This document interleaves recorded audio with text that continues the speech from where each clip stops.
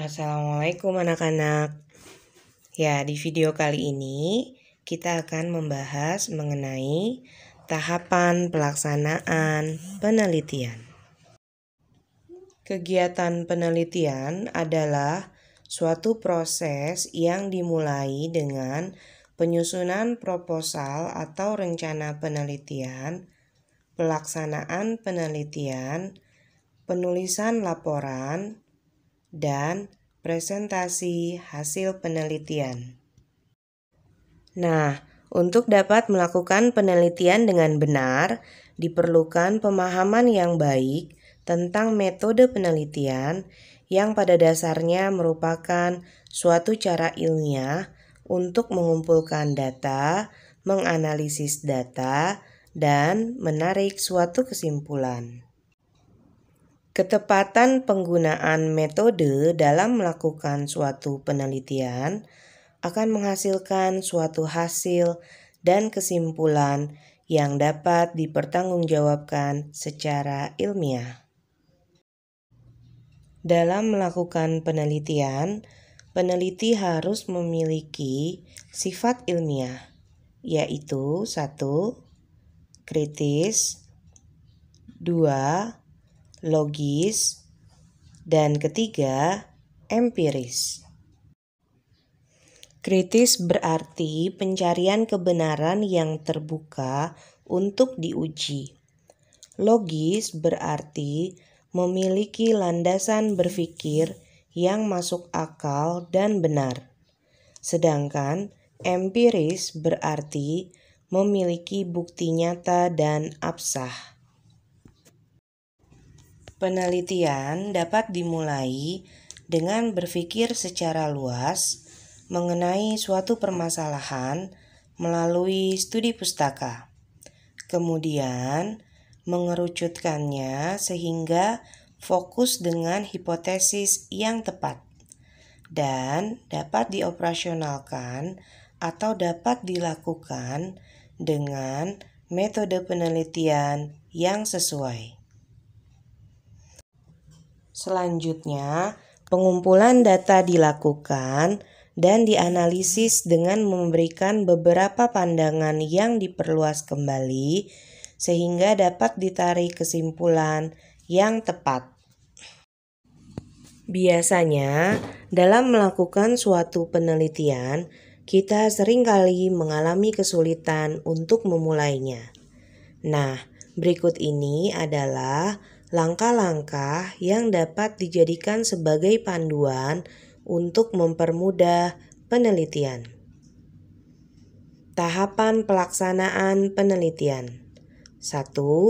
Identifikasi dan perumusan masalah. 2. Studi pustaka. 3. Merumuskan hipotesis. 4. Menyusun metode penelitian. 5. Pengumpulan data. 6. Analisis data. Dan 7. Penarikan kesimpulan. Perumusan masalah adalah menetapkan masalah yang akan diteliti secara lebih spesifik dengan tujuan agar ruang lingkup penelitian menjadi jelas dan lugas. Fungsi perumusan masalah yaitu 1. Mengemukakan dan menjelaskan masalah yang akan diteliti dengan jelas. Yang kedua, membatasi ruang lingkup permasalahan. 3. Menggambarkan dengan jelas variabel dan ruang lingkup penelitian. Tujuan studi pustaka sebelum penelitian adalah untuk menggali berbagai teori yang telah berkembang yang berkaitan dengan permasalahan yang akan diteliti, mencari informasi metode dan teknik penelitian, memperoleh wawasan yang lebih luas, serta menghindari duplikasi penelitian. Sedangkan Studi pustaka yang dilakukan saat penelitian bertujuan untuk menjelaskan hasil yang diperoleh dalam mencari perkembangan baru penelitian yang sejenis.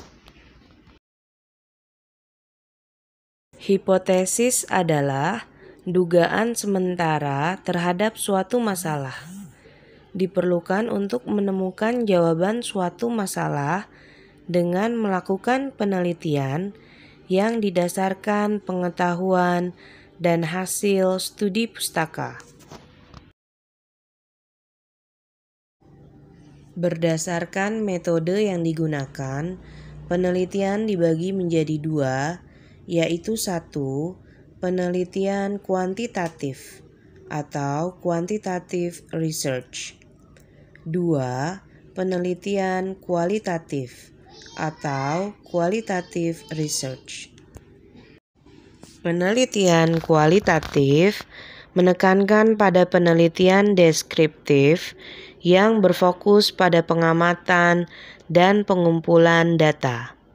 Data diperoleh dengan cara observasi atau pengamatan langsung, mengumpulkan kuesioner atau wawancara. Sedangkan pada penelitian kuantitatif, data atau fakta dapat diperoleh dengan melakukan eksperimen atau percobaan.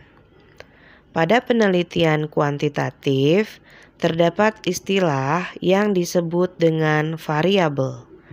Variabel adalah faktor penentu atau sesuatu yang dapat berubah-ubah. 5. Pengumpulan data. Kegiatan utama dalam penelitian adalah pengumpulan data.